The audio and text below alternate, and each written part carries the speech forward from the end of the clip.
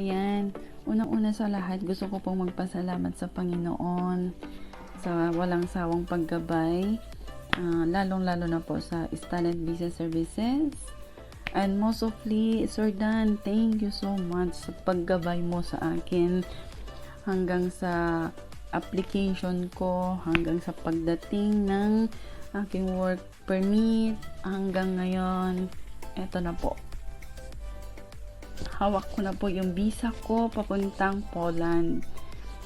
Maraming salamat po sa gabay at suporta na binigay nyo sa Talent Visa Services. Lalong-lalong ka na, Sir Dan. Thank you so much po. Maraming salamat po. Eto na po guys, yung visa ko.